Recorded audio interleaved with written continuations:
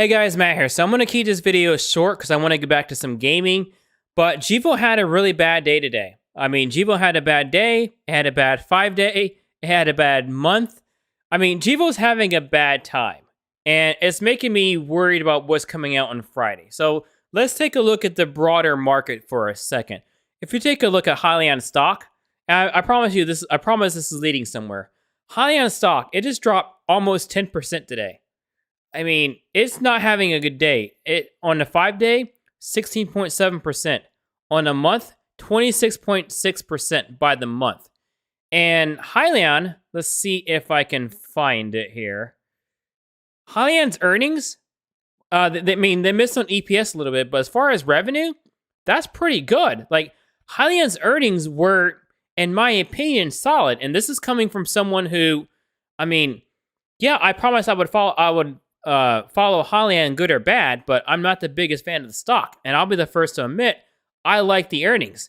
And when Hyliion had the earnings, from what I remember, I mean, the stock popped, and then the market took it all back. The same with AT&T. Now, AT&T, they didn't knock it out of the park with earnings, not at all. But they did do pretty solidly, and the stock went up for the day after the earnings.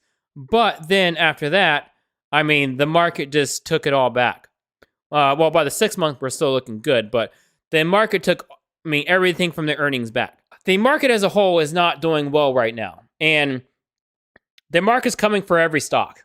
Well, just about every stock. No matter how well it's doing, no matter how well you did, the market's coming for you.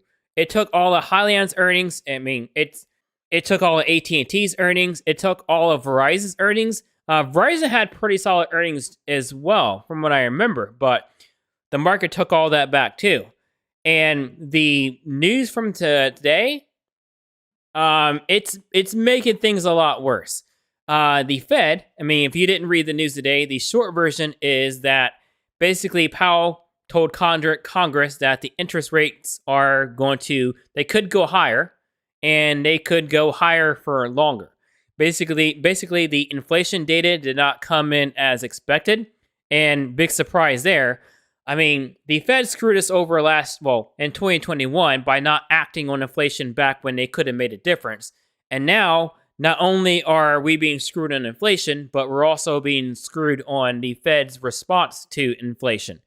And so, yeah, the point is that there may not be any relief this year, and there may not be any relief yet next year. So what I'm saying is this, coming back to Gevo, is they have earnings on Thursday after the bell.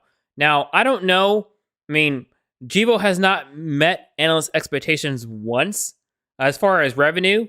I don't know how Gevo's going to do this time. I do know they delayed the earnings. Well, they didn't say that they delayed the earnings, but the earnings were supposed to come out in March or in February, if you follow the schedule, and they announced it, in March, and they're almost at the end of the whole next quarter. So I'm hoping this delay, quote unquote, is so that they actually come out with good news. But the point I'm trying to make is that even if they do have good news, unless it's a 10 out of 10 earnings, I wouldn't be surprised if the stock dropped even more than it is now.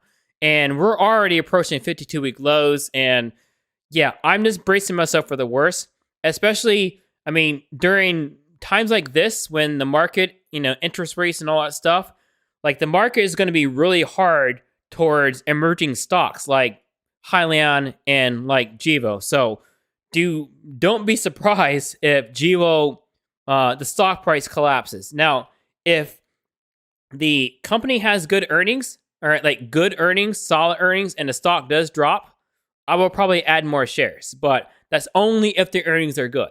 But anyways, take care, have a great day, and eat your vegetables.